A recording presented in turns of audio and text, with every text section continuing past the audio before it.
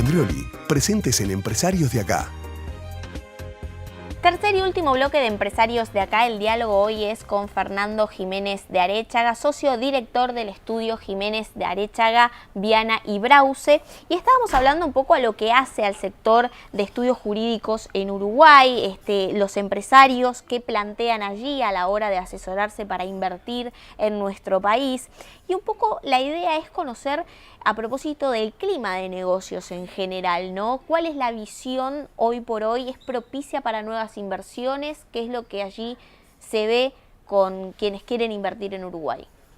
Bueno, en el estudio la verdad que la sensación que percibimos es que el 2016, el final del 2016 y los principios del 2017 venían siendo un año lento.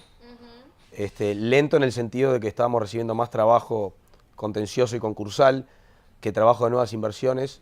Hoy creo que de la mano de los proyectos de infraestructura estamos viendo una aceleración de la actividad, por suerte.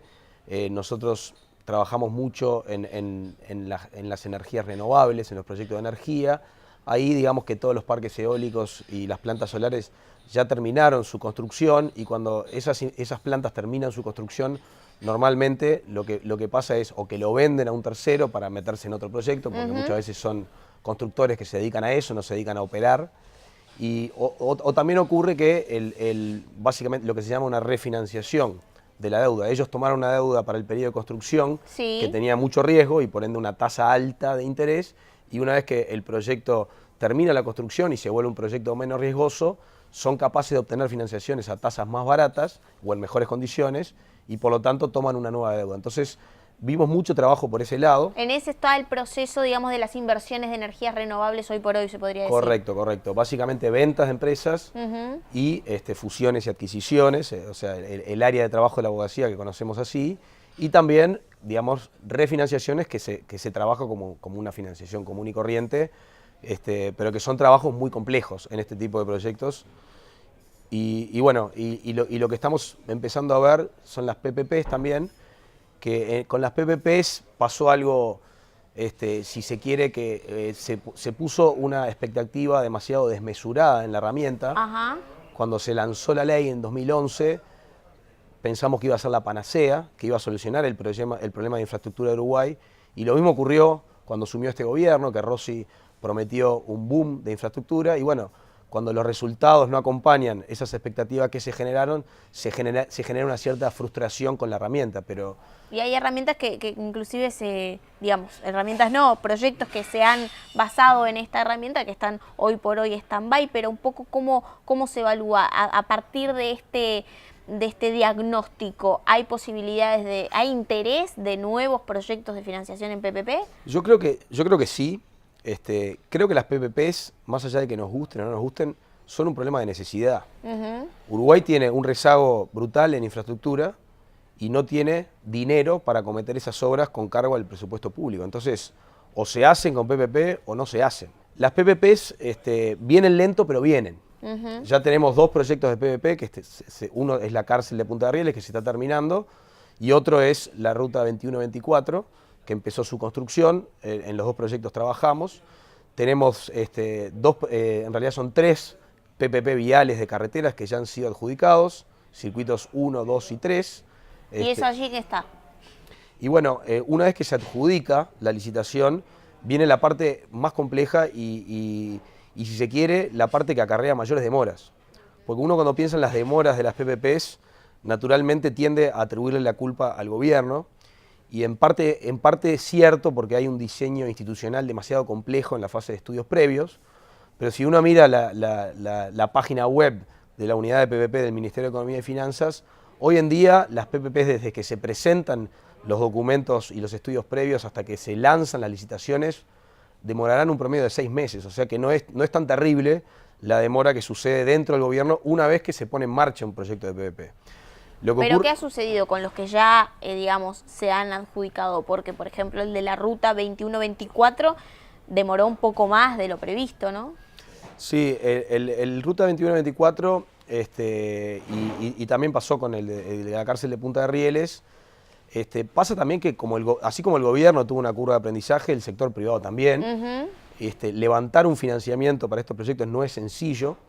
En el caso de la cárcel de Punta de Rieles, tuvimos que hacer una emisión de obligaciones negociables, lo cual supone también un proceso bastante complejo. Hay que ir a una calificadora de riesgo, hay que ir al Banco Central de Uruguay y tramitar un proceso regulatorio que demora unos meses, entonces eso lo complejiza. Ahora se creó una herramienta muy buena que es un fondo esponsoreado por CAF, que es el Fondo de Deuda para Infraestructura, que básicamente tiene el dinero de las AFAPs y del Banco Seguro del Estado, pero no tiene la complicación de tener que ir al mercado de capitales a hacer una emisión, pasar por una calificadora, pasar por el Banco Central, y se supone que es mucho más ágil. Lo que pasó en Ruta 21-24 es que cuando el proyecto se adjudicó en noviembre de 2015 no existía esta herramienta. La herramienta se lanzó en octubre del 2016 y ahí fue la herramienta que se terminó utilizando. O sea, la estrategia de financiamiento cambió cuando se lanzó este fondo y se terminó cerrando el financiamiento con el fondo. A propósito, ¿visualizas como positivo que las empresas puedan operar en la bolsa como forma de financiamiento y también como, captar accionistas, que sea un poco más usual en las empresas uruguayas hoy? Sin lugar a dudas, considero que sí. Considero que el mercado de capitales en Uruguay está muy poco desarrollado, y creo que hay oportunidades porque las AFAPs tienen mucho dinero, tienen mucho apetito por poner ese dinero en funcionamiento. Entonces los proyectos que están bien estructurados y que tienen flujo de fondos, flujos de repago de las emisiones predecibles y estables, despiertan apetito y son exitosos. Las emisiones que se lanzan siempre están sobredemandadas. Me refiero no solo a las AFAP, sino también a inversores particulares, ¿no?, que puedan acceder a esa herramienta. Bueno, esa es la parte que no está funcionando. Esa es la realidad. Lo que se llama el inversor minorista, que ve al mercado de capitales como una fuente de ahorro, todavía no ha despegado. ¿Y qué pasa allí? Y bueno, ahí lo que pasa es que el Uruguay es chico, no existe demasiada cultura de mercado de capitales en Uruguay. ¿Es un tema de confianza? También es costoso, o sea, para hacer una emisión de mercado de capitales, por abajo tiene costos de transacción muy altos y por abajo de 10 millones de dólares no es rentable, entonces es mejor buscar otra fuente de financiamiento más tradicionales. Pero yo creo que hay una mezcla de todo, de falta de cultura, de ser un tamaño de un mercado muy chico, no hay una base inversora muy grande, o sea, no hay una cultura del que tiene ahorros de ponerlo en el mercado de capitales. También hubo experiencias relativamente traumáticas en el pasado, en el 97, 98, que hubo crisis mundiales que repercutieron en Uruguay, hubo algunas ONs que dejaron de pagar. Entonces, digamos que todo eso redunda en que hoy no sea una herramienta demasiado utilizada, lamentablemente, porque es una buena herramienta. Y bueno, está el desafío en generar los incentivos desde las políticas públicas para que eso cambie. Bien, el diálogo hoy es con Fernando Jiménez de Arechaga, socio director de Jiménez de Arechaga, Viana y Brause. Y una última pregunta en este espacio particular que tenemos al final del programa, que es sobre gustos. ¿Un lugar del Uruguay para recomendar con orgullo al mundo, a otro empresario, a otro colega? Bueno, buena pregunta. Más allá de mis preferencias personales, yo el lugar que más recomiendo es José Ignacio.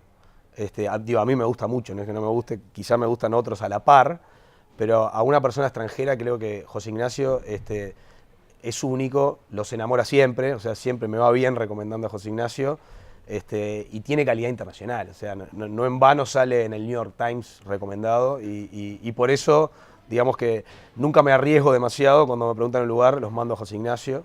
Bien, perfecto. Bueno, una muy buena elección. Bueno, Fernando, muchas gracias por estar aquí en Empresarios de Acá. Muchísimas gracias por la invitación, Tatiana, y cuando gusten. Bueno, seguramente lo vamos a estar convocando en otra oportunidad. Fernando Jiménez de Arechaga, socio director del estudio Jiménez de Arechaga, Viana y Brause. Y como siempre, nos reencontramos próximo viernes, 21 horas, aquí por la pantalla de NSTV.